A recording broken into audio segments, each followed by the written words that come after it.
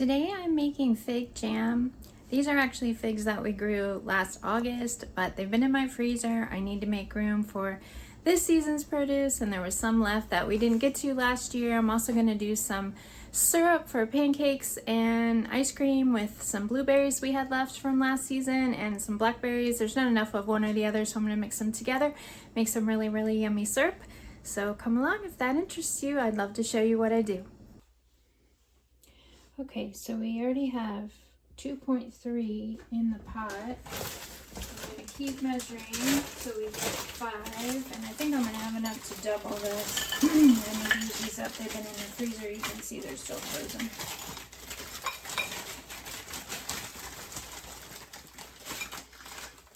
I don't use any.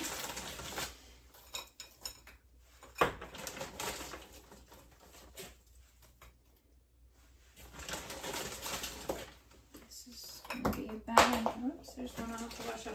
Be about 2 pounds here. Let's see.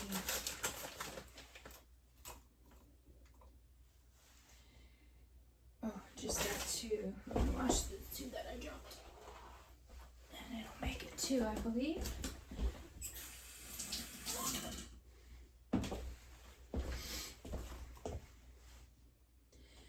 .03.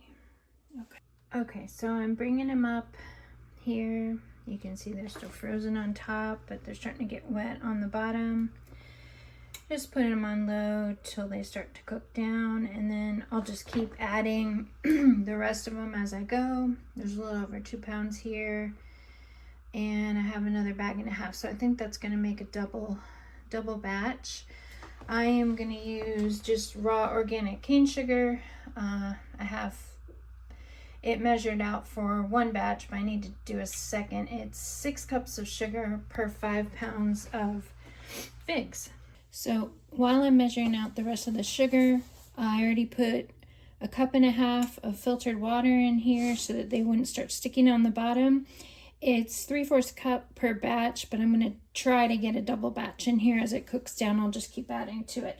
So there's 1.5 cups of water in there so far. So the first batch is starting to cook down.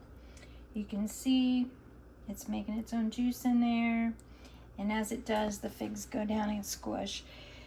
The recipe in the bulk canning book says to chop them all up, soak them in boiling water and chop them all up first. I never do that. I mean, mine just cooked down fine, even from frozen. This batch was from last August. Usually we harvest our fig trees in August. But the thing is that we had a wedding going on. One of my sons got married, and so it was just so busy. I just washed everything and had to freeze them in bags and get to them later. And this is the first chance I've gotten to them. So I'm going to go ahead and add the sugar, and we'll start adding more figs as we cook these down until we get 2 full batches in there. And now I'm adding the sugar. I'm using organic raw cane sugar. This first batch of 5 pounds of figs gets 6 cups of sugar. So you can use whatever sugar you like. This is just raw organic cane sugar. And it's not like where you have to let something gel with the pectin, where you have to add things at certain times. I just put it all in together. There is 3/4 cups of lemon juice at the end that I add and boil for 1 minute, but everything else cooks together: the water, the sugar, and the figs. It's up to a rolling boil. I've got it up very slowly. You can see it's on low right now. And one thing you might want to do, I only added sugar for the first batch. If I was just doing 1 batch, I would add half the sugar. Not because you can't cook it all together, but these were frozen and I knew they were going to take a while to cook down. And the sugar tends to scorch on the bottom if you're not watching. So I stay right here, let it come up to a simmer really slowly so that it wouldn't scorch, stirring regularly. And I was doing other projects in the kitchen, so you need to do it on a day where you have some time and you're going to be home. These are cooking down really good. They're going to get completely mushed with a masher and be really nice preserves. A lot of people don't think they like fig preserves, but the way I cook them and putting those spices in, it really just tastes like apple butter. So the fig jam is already done. I went ahead and jarred it up to get it ready for water bath canning so that we can move on to the blueberry syrup. We're gonna start that now, and then I will show you when we're jarring that up and water bathing it all together at the end. When you do a berry jam, raspberry, blueberry, blackberry, you need 9 cups of fruit to 6 cups of sugar. I have about 2 cups of blackberries that were left from what we grew last year in the freezer. So I'm doing 2 cups of blackberries with 7 cups of blueberries. You can see they're still frozen. I just pulled them straight out of the freezer. And then it takes 6 cups of sugar. I'm just using raw organic cane sugar. I have my towel here for the jars, which are sterilizing, and I use the Blue Book guide, Ball's Blue Book Guide to Preserving, and I also use this Home Canning, the Complete Guide to Home Canning 2020 printing edition. I do tend to go to the Blue Book more, but I do look in here if I have questions about things. And as far as, because we're putting the 2 fruits together, I am going to strain this because the blackberries have pretty big seeds in them. So I'll show you as it goes. So I'm getting it started here. I'm going to bring the stovetop up to temperature, but then I'm going to turn it down real low and just let this simmer low so that it doesn't scorch. I only put a little bit of the sugar just to get it started, and then as soon as it gets started I'll stir it up and add the rest there, just because I don't want the sugar to scorch while the berries are starting to make its own juice. Right now we have no water in here, no liquid at all. No, we're not going to be using pectin. This will just make its own pectin. And as far as straining this, I don't always strain my fruit, but the blackberry seeds are pretty big. If I make something like the fig jam, I do not strain it. You can see the seeds in there, but they are so small, there's no problem at all. And this is going to simmer quite a while. I'll show you the difference between what this jam turns out next to the fig jam, and also tell you the approximate times that each one took. This will take a while because it is frozen starting out. It's been about 5 minutes and I can hear that some juice is starting to be made at the bottom. So I'm just going to stir in the sugar that I've already put in here. I still have the rest of it right there that's got to be added as some juice starts forming. But I just keep a watch on it. I don't like to leave and you know, be doing other things because I don't want to forget and have it start scorching. I want to pay attention to it and get it going real good. You can see there's juice now. Get it going real good and make sure that it's got plenty of juice not to scorch the sugar, and then I'll turn it down to low and just let it simmer while I'm doing other things. Real quick, you can see I haven't added the rest of the sugar yet, but it is starting to make some good amount of juice down there. And it'll make more as I add the rest of the sugar. So I've added the rest of the sugar, and you can see it's pretty thick. It's like a paste right now.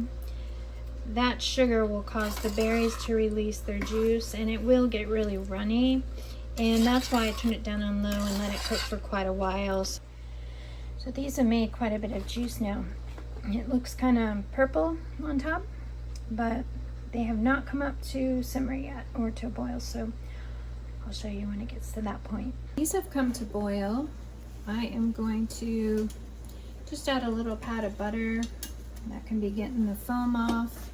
That's optional. You can do that if you want. I'm going to turn this way down so that it's just like a slow simmer. And that way I can leave it for a little while, doing stuff in the other room, and check on it occasionally, but not worry about it scorching. But just giving it time to thicken up. And I'm going to put just a little squirt, maybe a teaspoon or so of lemon juice, just to brighten up the flavor of these berries.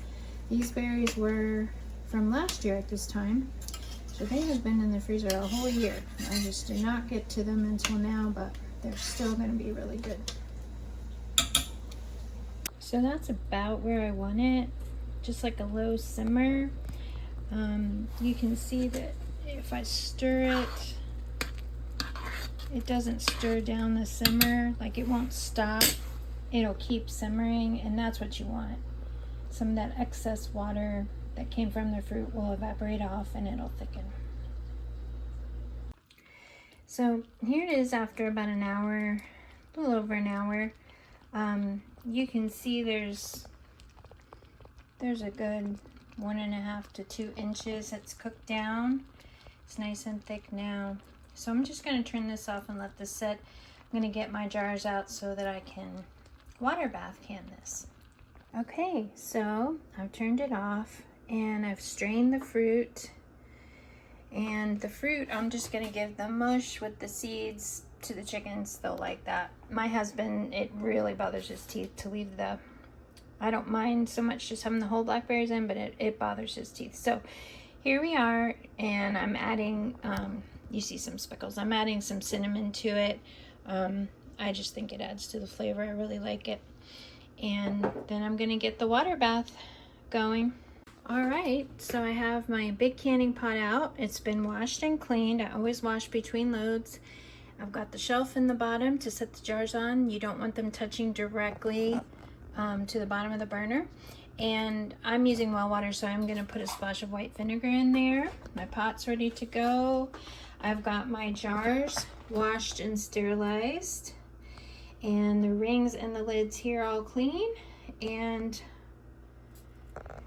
I'm gonna water bath, which only takes 15 minutes. The difference is you do not put the pressure valve on your lid. I'll still have the lid on, bring it to a rolling boil, give it 15 minutes. This is a high acid food, so I don't need to pressure can. I still sterilize my jars whether I pressure can or water bath. I just do that just for precaution, just to be safe.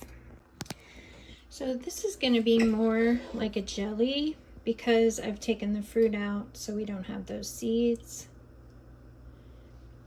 And you want to leave a 1/4 inch headspace. I do that for all jams and jellies, 1/4 inch headspace.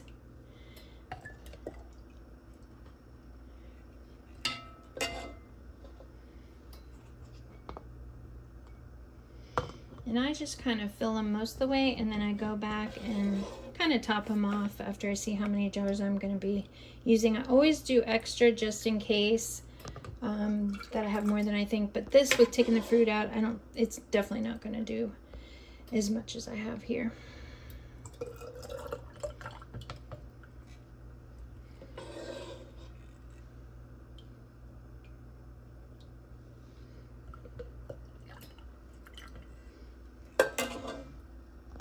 So I put a little white vinegar in the canning pot, and I have a little bit here with a rag.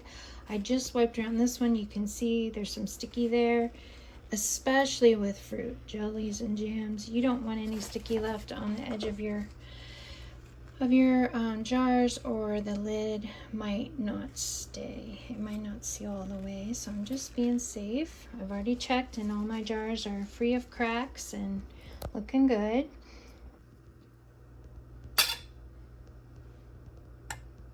So I got 2 pint-sized jars and 2 half-pint jars. Like I said, it was just a small amount of fruit, and I am going to taste some of the leftover that didn't fit in the jar. Oh my goodness, that's amazing. Okay, so my jars were warm, but they're no longer hot. The jelly is hot. The jars are pretty warm. I'm gonna go ahead and stick them in the water while the water's heating up so that they come to temperature with the water, which is warm right now, but it's gonna be hot here pretty soon.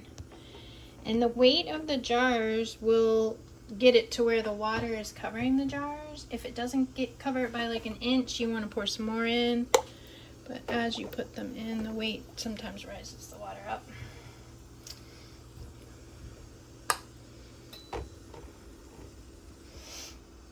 And I just try to make sure that it's balanced and not touching.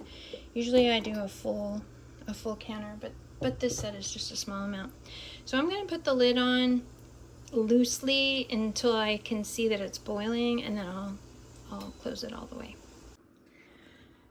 So when the timer went off, I turned off the burner and I opened the lid and just let it cool down for about 5 minutes before taking the jars out so that nothing popped. Okay, so we have 4 more jars of jelly to add to the fig jam that I made yesterday. 2 pint size and 2 half pints. And you can see that it's very clear. If you compare that to, here's one of the fig that I made yesterday, you can see the seeds are in the fig. They're strained out of the blueberry, blackberry. The seeds in the fig just kind of disappear. You don't even notice them when you're eating them. Kind of like a strawberry. So you can see with the fig jam that I made yesterday, they've all sealed. The caps are all pressed down. So I'm going to be taking the rings off, putting fig jam on the top with the date, and washing the jars really well on the outside in case any sticky residues on them.